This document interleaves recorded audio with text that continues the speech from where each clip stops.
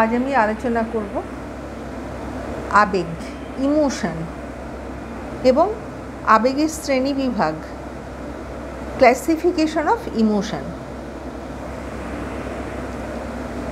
Emotion বলতে যেগুলো সাধারণত আমাদের বাহ্যিক যে সকল আনন্দ, ক্রোধ, ঘৃণা, যেই সকল কতগুলো আমাদের যে অবস্থা, মানসিক অবস্থা এবং আমাদের সেই সকল আবেগগুলো আমরা বাহ্যিকভাবে প্রকাশ করে থাকি, সেগুলোই হচ্ছে আবেগ। রাগ, হিংসা, ভয়, ঘৃণা, ক্রোধ, আনন্দ, স্নেহ, প্রীতি, এগুলো হচ্ছে আবেগ বা ইমোশনের অন্তর্ভুক্ত। এবারে আমি আবেগকে দুভাগে ভাগ করব। একটা হচ্ছে সাধারণ, যেটাকে ইংলিশে বলা হচ্ছে কমন, আর আরেকটা হচ্ছে বিশেষ, যেটা হলো স্পেশাল। আনন্দ ও দুঃখ সাধারণ আবেগের অন্তর্ভুক্ত, কিন্তু ভালোবাসা, ক্রোধ, ঘৃণা প্রভৃতি হলো বিশেষ আবেগ। এবারে অন্যভাবে আমরা যদি বলি, আবেগ দু প্রকার, আত্মকেন্দ্রিক একটা, যেটাকে ইংলিশে বলা হয় ইগোইস্টিক, আর আরেকটা হলো পরকেন্দ্রিক, যেটা হলো অল্টোইস্টিক। ঘৃণা, ভয়, এগুলো হলো আত্মকেন্দ্রিক, আর প্রেম হলো পরকেন্দ্রিক। আমাদের কারোর প্রতি যখন ঘৃণা থাকছে তখন আমরা তার ধারে কাছে যাচ্ছি না, ভয় পেলে আমরা কিন্তু সেখানে যাই না। প্রেম হলো পরকেন্দ্রিক, যেটার জন্য আমরা অপরের জন্য করে থাকি, এবং কোনো কাজের জন্য যদি আমাদের প্রেম থাকতে পারে, পিতামাতার প্রতি প্রেম থাকতে পারে, ভাই বোনের প্রতি প্রেম থাকতে পারে, সেই রকম প্রেম হলো পরকেন্দ্রিক। আমি এখানে আমি প্রধান কতগুলো আবেগ আলোচনা করব। নাম্বার 1, ভয়, যেটাকে ইংলিশে বলা হয় ফিয়ার। আমরা বিভিন্ন কারণেই আমরা ভয় পেয়ে থাকি। ভয়কে জরুরি অর্থাৎ ইমার্জেন্সি অবস্থায় আবেগ হয়ে থাকে। ভয় যখন আমাদের হয় বা যে ভয়ের সম্মুখীন হয়েছে সে কিন্তু জানে যে ভয়টা কী জিনিস। যাকে একবার কুকুরে কামড়েছে সে কিন্তু জানে কুকুরে কামড়ানোর কী যন্ত্রণা, এবং কুকুরে কামড়ালে যে জলাতঙ্ক রোগ হতে পারে সে কিন্তু সেটা ভালোভাবে উপলব্ধি করে। কিংবা যাকে একবার কোনো রকম বিষাক্ত পশু কিংবা পাখি যাকে একবার আক্রমণ করেছে, কিংবা যে বিছের কামড় খেয়েছে, সে কিন্তু জানতে পারে যে এই রকম অবস্থায় পড়লে তার কি অবস্থা হতে পারে। সুতরাং তার এই সকল ভয়গুলো তার মনের মধ্যে গেঁথে গেছে। যে এই রকম মানে আমাদের যখন ভয় হচ্ছে, এবং ভয়ের তীব্রতা কখনো কম তীব্র থাকে এবং কখনো বেশি তীব্র থাকে। অনেকে হয়তো ক্লাসে পড়াশোনা করে যায় না, কোনো স্যার হয়তো কিংবা ম্যাম হয়তো খুব রাগী এবং তাকে এতটাই পানিশমেন্ট করে, সে কিন্তু বোঝে যে ওই স্যার কিংবা ম্যামের ক্লাসটা আমাকে করে যেতে হবে, কেননা সে তার যে ভেতরে যে ভয়টা রয়েছে সেই ভয়টা কিন্তু তার ভেতরে কাজ করে, এবং সে বুঝতে পারে যে হ্যাঁ, এই অবস্থায় পড়লে আমি কী রকম রিয়েলাইজ করছি। সুতরাং যে সেই অবস্থার সম্মুখীন হয়েছে সেই একমাত্র রিয়েলাইজ করতে পারে যে তার সেই ভয়টা কী জিনিস। ভয় পেলে সঙ্গে সঙ্গে সে কিন্তু নিজেকে অসহায় বোধ করে, এবং তার বিভিন্ন রকম ভেতরে কিন্তু বিভিন্ন রকম তার ক্রিয়া প্রতিক্রিয়া চলতে থাকে। তাই সে যখন ভয় পায় একমাত্র সে কিন্তু রিয়েলাইজ করতে পারে যে ভয়টা কী জিনিস। মনোবিজ্ঞানী জার্সিল্ড তিনি ছোট ছেলেদের একটা ভয়ের তালিকা প্রস্তুত করেছেন, যেমন একটা দুর্ঘটনাজনিত ব্যথা কিংবা দৈহিক বেদনা, তারপরে অন্ধকারে থাকা, একাকিত্ব থাকা, আত্মীয় স্বজনের মৃত্যু, ভূত, অপরিচিতদের সম্মুখে যাওয়া, মানে অন্ধকার ঘরের মধ্যে থাকা, কিংবা তাকে বকুনি দিলে, শাস্তি দিলে লোকের হাসির কারণ হওয়া ইত্যাদি বিভিন্ন রকম কিন্তু ভয় দেখা যায়। তারপরে পিতামাতার মনে কোনো যদি ভয় থাকলে অনেক সময় দেখা যায় যে তার শিশুর মধ্যেও কিন্তু সেই ভয়টা কিন্তু জেনেটিক্যালি সঞ্চারিত হয়ে থাকে। বিপদের সম্মুখীন হলে আমরা ভয়ে কাঁপতে থাকি। ভয় একটা বেদনাদায়ক আবেগ, কিন্তু এই আবেগ আমাদের বিপদের হাত থেকে বাঁচাতে সাহায্য করে। প্রত্যেক প্রাণীর সহজাত সংস্কার হলো বিপদ দেখলে পলায়ন করা। এই পালানোর সঙ্গে যে আবেগ জড়িত রয়েছে তা হলো ভয়। সুতরাং আমরা কখন পালাই? যখন আমাদের ভয় লাগে, সেখান থেকে আমরা পালাই, কিংবা যেখানে আমার ভালো লাগে না, ভয় লাগে, যেখানে গেলে অসুবিধা হতে পারে, সেই জায়গা থেকে আমরা সবসময় ভয় থেকে এড়িয়ে চলি বা পালিয়ে যাই। ভয়ের সাথে সাথে কতগুলো শারীরিক ক্রিয়া সংগঠিত হয়, যেমন হৃদস্পন্দন বাড়ে, গলা শুকিয়ে যায়, চোখ বিস্ফারিত হয়, ঘন ঘন প্রস্রাব হয় ইত্যাদি। সুতরাং এই যে ভয়গুলো রয়েছে, এই ভয়গুলোর জন্য কিন্তু আমাদের বিভিন্ন রকম শরীরের মধ্যে ক্রিয়া প্রতিক্রিয়া হয়ে থাকে।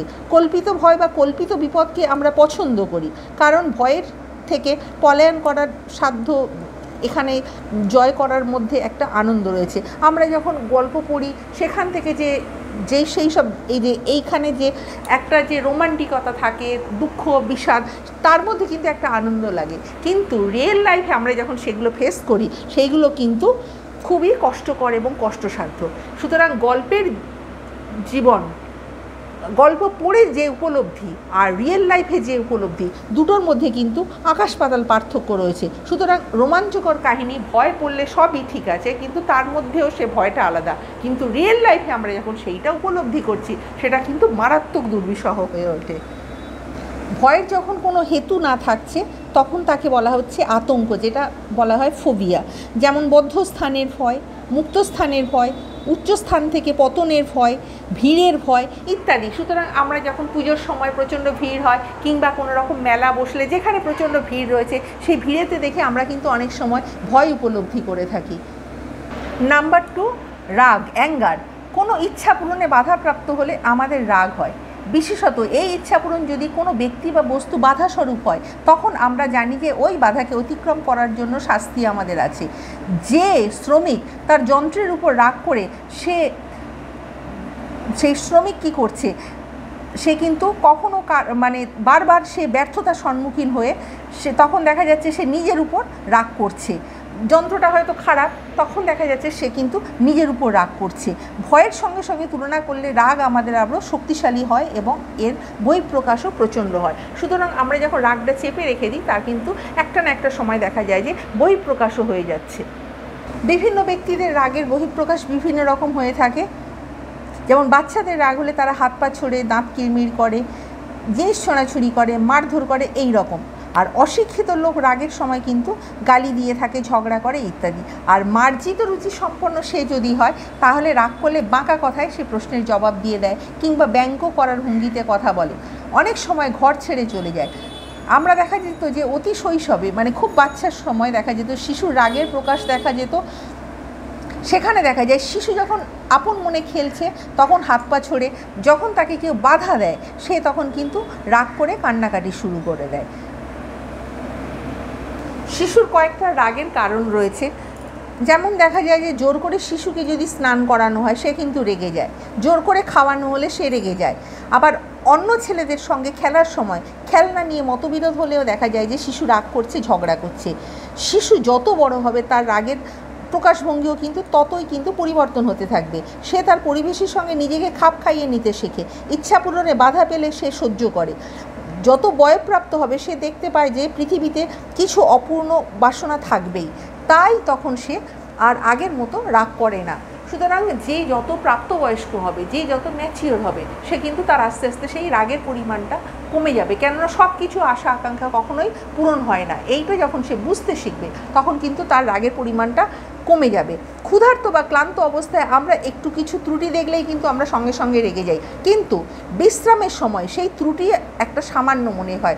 এই জন্যই বোধ হয় গৃহিণীরা স্বামীকে খেতে দিয়ে ভালো সুমিষ্ট স্বরে অনেক কিছু চাই, তারা কিন্তু চাওয়ার জন্য তাদের হাজব্যান্ডের কাছ থেকে অনেক কিছু চাওয়ার জন্য তারা তৈরি থাকে। কেননা খেতে দিয়ে একটা বিশ্রাম করতে, সেই সময় তারা কিন্তু কোনো কিছু চাইতে থাকে, কেননা সেই সময়টা যেহেতু তাদের কাছে একটা ভালো সময়।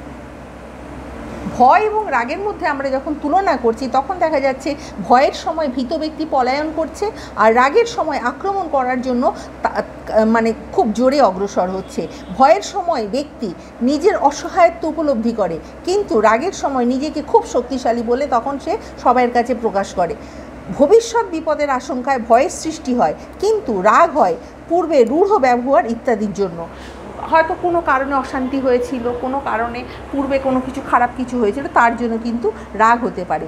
রাগের সময় কতগুলো দৈহিক পরিবর্তন সাধিত হয়, যেমন চোখ মুখ লাল হয়ে যায়, তারপরে রক্তচাপ বৃদ্ধি পায়, ফুসফুসের অতিরিক্ত রক্ত প্রবেশ করে, দাঁতে দাঁত ঘর্ষিত হয়, গলার স্বর ও রুক্ষ হয়ে যায়, কর্কশ হয়ে যায়, শ্বাস প্রশ্বাস হৃস্পন্দন দ্রুততর হতে থাকে, হাত মুষ্টিবদ্ধ হয়, মানে এই রকম বিভিন্ন রকম কিন্তু রাগের সময় তার যে একটা বাহ্যিক প্রতিক্রিয়া দেখা যায়। নাম্বার 3, প্রেম, যেটাকে বলা হয় লাভ।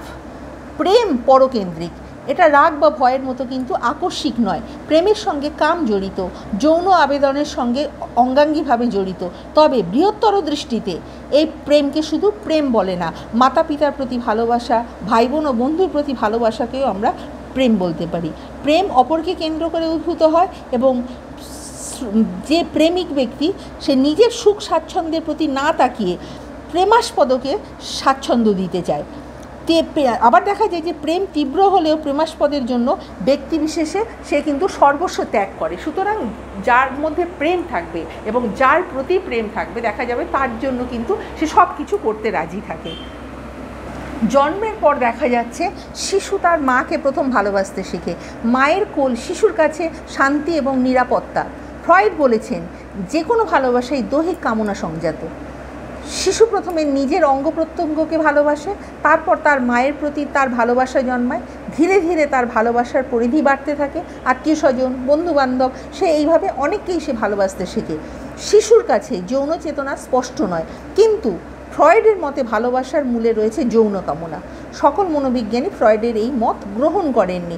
তারা বলেন প্রেমের মধ্যে রয়েছে সমাজে বাস করার তাগিদ। মানুষ সমাজবদ্ধ জীব, সমাজে বাস করে, সে তার নিজের প্রয়োজনে, তার একাকিত্ব দূরীকরণের জন্য সে মানুষকে ভালোবাসে।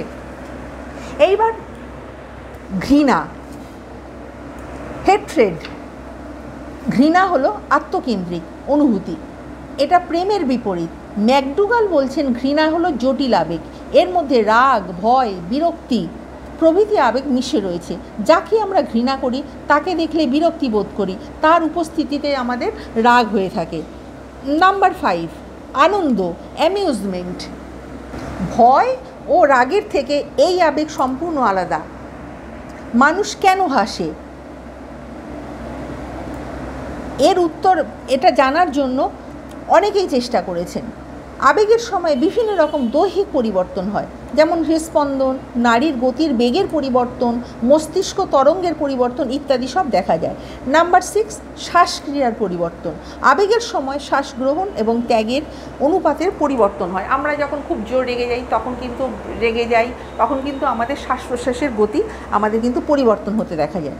নাম্বার 7, দেহের কোনো কোনো অংশের বিদ্যুৎ শক্তির পরিবহনের ক্ষমতার পরিবর্তন হয়। আমাদের দেহের ত্বকের বিদ্যুৎ পরিবহনের ক্ষমতাও আবেগের সময় হ্রাস বৃদ্ধি হয়ে থাকে। নাম্বার 8, লালা গ্রন্থির নিঃসরণ হ্রাস। আবেগের সময় লালা নিঃসরণ হ্রাস পায়, তাই এই সময় গলা শুকিয়ে যায়। সুতরাং আমরা বলি যে কোনো রকম আবেগের পরিবর্তন অবশ্যই উপস্থিত থাকবে, কিন্তু কিছু কিছু যে পরিবর্তন থাকবে সে বিষয়ে কোনো সন্দেহ নেই।